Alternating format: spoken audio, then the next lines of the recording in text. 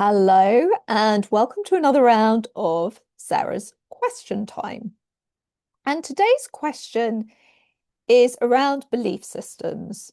So, Sarah, why is it important that I make an effort to rewire my brain and build new neural pathways so that I can change my belief systems?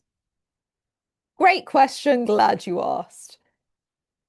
In a nutshell, because our predominant thoughts, emotions, and our belief systems that are a result of that influence our actions and behaviors and decisions. So, a very quick example of that is if you are in a fear-based emotion because you're stressing about the economy or whatever else is going on around you,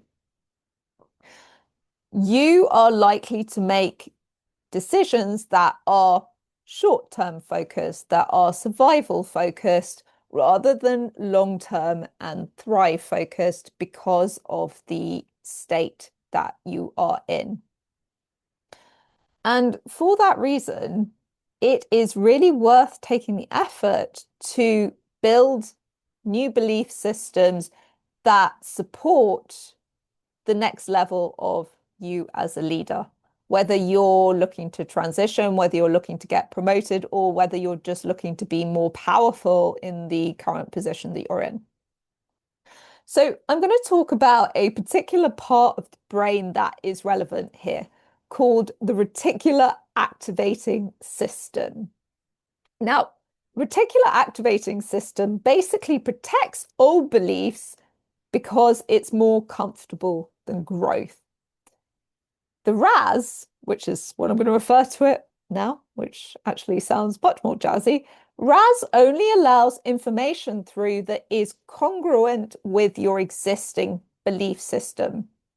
And it will actually delete or distort any evidence that contravenes or is incongruent with our current belief system. Unless, of course, you're highly attuned to recognize that, in which case maybe you can let certain things through. But in general, that's the way it works for most people. And it doesn't help that most people aren't aware of that. So basically, when you have a very strongly entrenched belief system and you encounter a situation or a person saying something that is in contravention to that, the brain throws that away in order to preserve your own comfort, basically. So,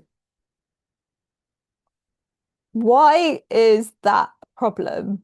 Well, essentially, it's very hard to move forward and start integrating new actions, new behaviors, new habits if you've got something inside you that is very strongly entrenched and is acting in opposition to that.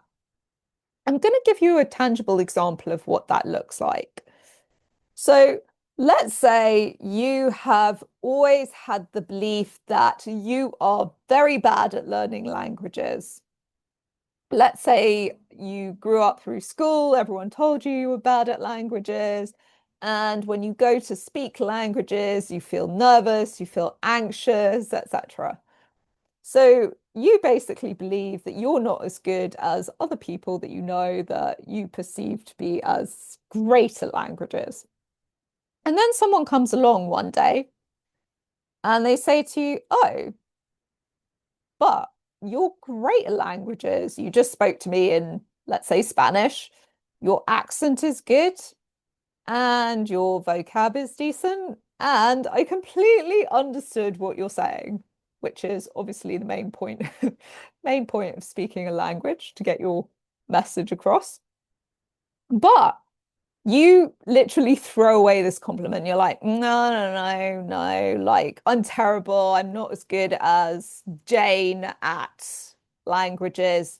But so when you actually tend to throw away compliments or just be really adverse to certain pieces of information, that's often an indication that you've got a belief system that is incongruent with whatever it is that is being presented to you. Now, you can see how believing you're bad at languages is not going to be helpful for you. So when we believe something strongly, it also affects our physiology, especially if we're particularly nervous or anxious at the time. So we could be thinking, okay, I have to speak in Spanish. I'm really bad at this. And it literally starts to change the physiology of your brain and your body. It makes you less articulate. You start forgetting words, etc., etc. So it's actually much more helpful for you to believe that you have either a great capacity for languages or that you're amazing at anything that you choose to apply yourself at. And then basically you can start rewiring your brain through repetition. Now, I want to be very clear here. I'm not talking about affirmations. Affirmations do not work because you're saying something to yourself that you inherently don't believe at the time. That's usually how it works with people. And unfortunately, your brain tends to respond to your first thought. So if you're saying, I am amazing at languages, but your brain is like, no, you're not, straight away, well, you're kind of undoing the good work of the affirmation. So what you want to do is repeatedly and consistently, and by that I mean every day for a period of time, provide specific evidence to your brain that your statement is true.